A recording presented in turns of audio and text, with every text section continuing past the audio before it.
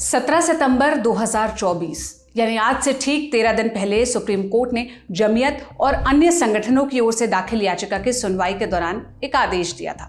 आदेश ये कि 1 अक्टूबर 2024 तक बुलडोजर एक्शन पर रोक रहेगी। सुप्रीम कोर्ट की ओर से यह साफ कहा गया था कि बिना हमारी अनुमति के एक्शन नहीं लिया जाए। बावजूद इसके राज्य सरकारों पर सुप्रीम कोर्ट के आदेश के खिलाफ जाकर बुलडोजर एक्शन करने के आरोप लग रहे हैं। सुप्रीम कोर्ट में जस्टिस बी.आर. गवई और जस्टिस के.वी. विश्वनाथन की बेंच के सामने एक याचिका दायर की गई। इसमें कहा गया कि सुप्रीम कोर्ट के आदेश के खिलाफ जाकर असम सरकार ने लोगों के घरों पर बुलडोजर चलाने का आदेश दिया है। सुप्रीम कोर्ट में 48 लोगों की तरफ से याचिका दाखिल की गई थी। इन सभी लोगों ने अपनी याचिका में कहा कि जब सुप्रीम कोर्ट ने किसी भी बुलडोजर एक्शन पर 1 अक्टूबर तक रोक लगाने के लिए कहा है तो फिर ये एक्शन क्यों लिया गया।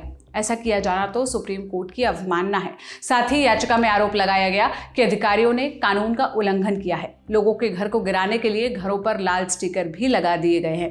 याचिका में गुवाहाटी हाई कोर्ट के 20 सितंबर 2024 के आदेश का हवाला भी दिया गया, जिसमें असम के एडवोकेट जनरल ने आश्वासन दिया था कि याचिकाकर्ताओं के खिलाफ तब तक कोई कार्रवाई नहीं की जाएगी जब तक कि उन निवासियों की याचिकाओं का निपटारा नहीं हो जाता। सुनवाई के दौरान याचिकाकर्ताओं की ओर से तर्क दिया गया कि उन्हें अपना पक्ष रखने और बचाव करने का कोई मौका नहीं मिला।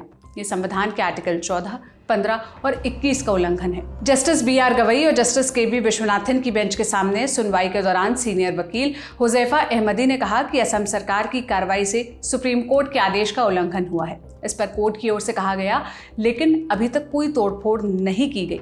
इसके जवाब में वकील हुजैफा अहमदी ने आशंका जताते हुए कहा कि सरकार ऐसा कर सकती है। इस पर जस्टिस बी.आर. गवई और जस्टिस के.वी. विश्वनाथन की पीठ ने असम सरकार को नोटिस जारी किया और यथास्थिति कायम करने का आदेश दिया। इसके साथ ही कोर्ट ने 3 सप्ताह में जवाब तलब किया है। ये पूरा मामला कामरूप जिले की जमीन से जुड़ा हुआ है। असम सरकार का आरोप है कि आदिवासियों की जमीन पर लोगों ने अवैध अतिक्रमण कर रखा है, जबकि याचिकाकर्ताओं का कहना है कि उन्हें मूल पट्टादारों की ओर से भूमि पर रहने की अनुमति दी गई थी। साथ ही उन्होंने कभी भी स्वामित्व अधिकारों का दावा नहीं किया और न ही उन्होंने असम भूमि और राजस्व विनियम 1886 का उल्लंघन किया है। उन्होंने किसी भी कानूनी प्रावधान का उल्लंघन नहीं किया।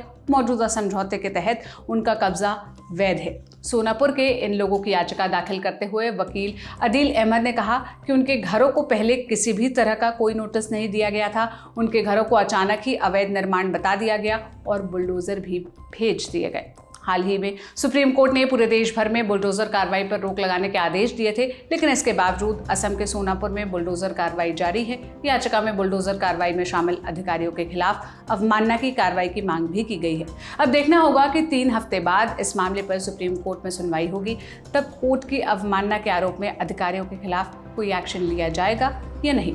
इस मामले पर जो भी अपडेट्स आएंगे हम आप तक पहुंचाते रहेंगे। आप इस पर क्या राय रखते हैं कमेंट में बताइएगा। इस वीडियो के लिए स्क्रिप्टिंग की थी मेरी साथी सुप्रिया ने। मेरा नाम सोनल है। देश और दुनिया की तमाम खबरों के लिए आप ललन टॉप देखते रहिए।